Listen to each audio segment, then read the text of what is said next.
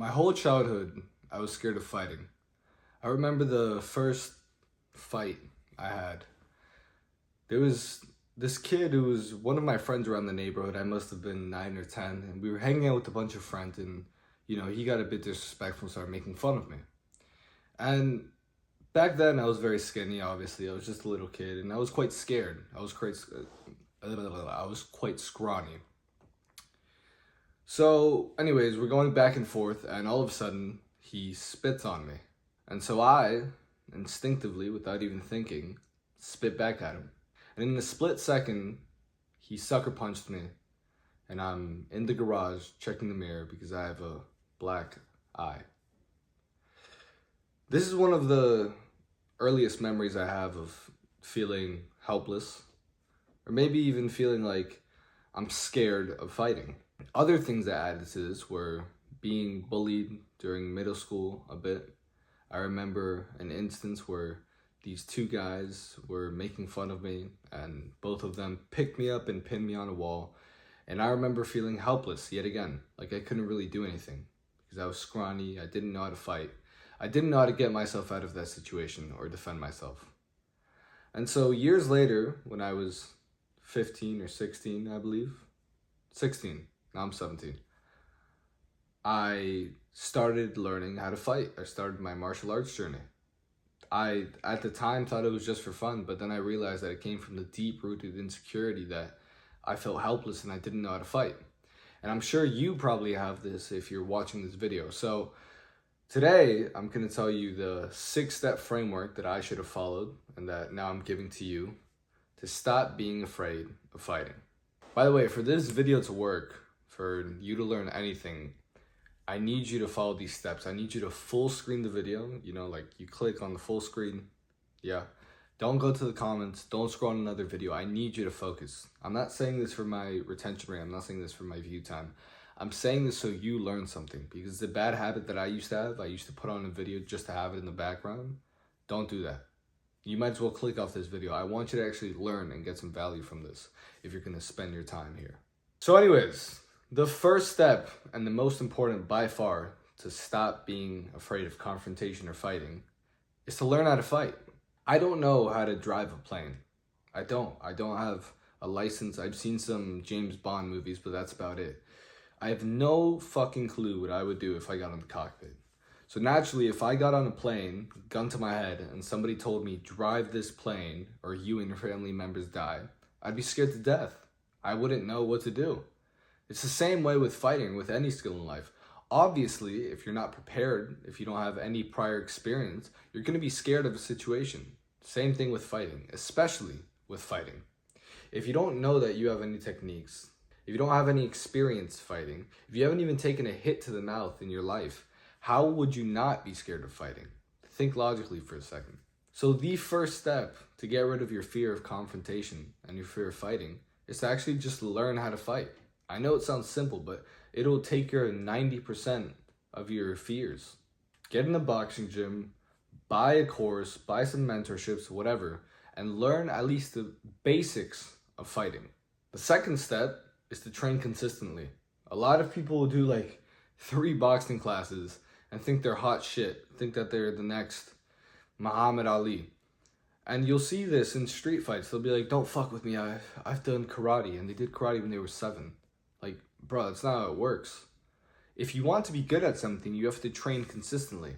If I run once a week and I run a mile, I'm not going to be ready for a marathon. I can say I run, but am I ready for a marathon? No. So if you train and you hit the bag once a week without any technique, any guidance, you're going to be ready to hit a bag. You're not going to be ready to defend yourself against an actual aggressor. Train smart, train hard, and train consistently.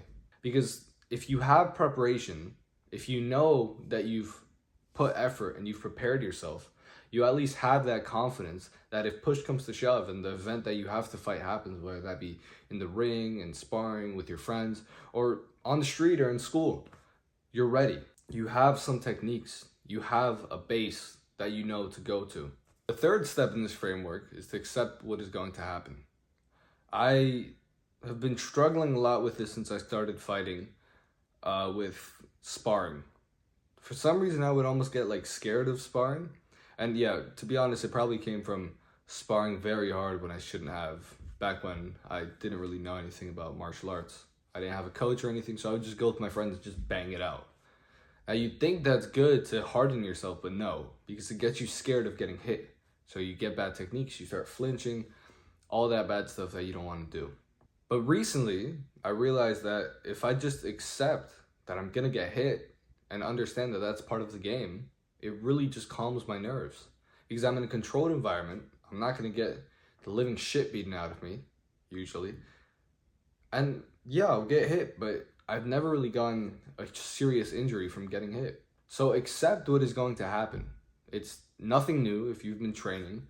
You know it's gonna happen. And just take a deep breath, maintain composure, and realize that you've done this before and that this is just practice. The fourth step in this framework, and probably the second most important or third most important, is to spar. Now, if you're not familiar with that term, you probably don't do any martial arts, in which case go back to step one. But sparring is basically like what fighters use as a simulation for their fights. It's live practice.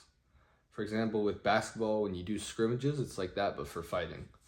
So you need to spar at least, I'd say, once a week. And I'm not saying spar hard. A lot of beginners especially, they'll like put the gloves on and automatically start just like, no, that's not how you learn how to fight. You use the techniques that you've learned during your week while you've been training hard and training consistently. And you use that time that you're sparring to refine those techniques. So for example, if you've been training the jab the whole week, in sparring, I want you to do a jab a lot so you can train and you can improve. And I can't put enough emphasis on how much better sparring light is than sparring hard. Number one, you're not going to get hurt. Number two, you're not going to get scared of getting hit, so it's going to allow you to train better. Number three, you're not going to hurt your partners, so you'll be able to train with other people more often. And number four, you won't lose technique trying to swing for the fences, so you'll be able to keep a crisp and composed technique. But yeah, you need to start sparring. Ideally with a coach or with some guidance, because I remember when I started sparring, it was just crazy. I didn't really have anybody to tell me what I was doing wrong. So when I got with a coach, I realized all the bad habits that I'd acquired.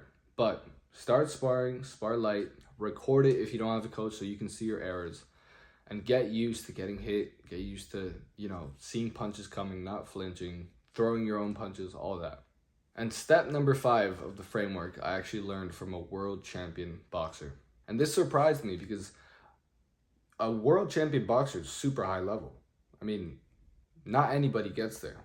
He's been fighting since he was probably like 10, 11 years old. And I was telling him about how my first fight, I had been super nervous when I got in the ring or when I got on the mats. I was just super jittery. And I told him, when will that go away? Like, when will I be confident? And he's like, it doesn't go away. It's always going to stay there. And that surprised me. I'm like, you've been doing this for basically half your life or more, and you still get nervous when you're going to fight?